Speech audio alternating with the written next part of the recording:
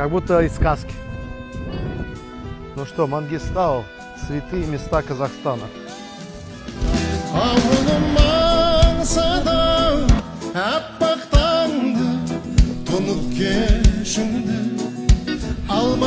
Брат, спасибо, что меня сюда привез.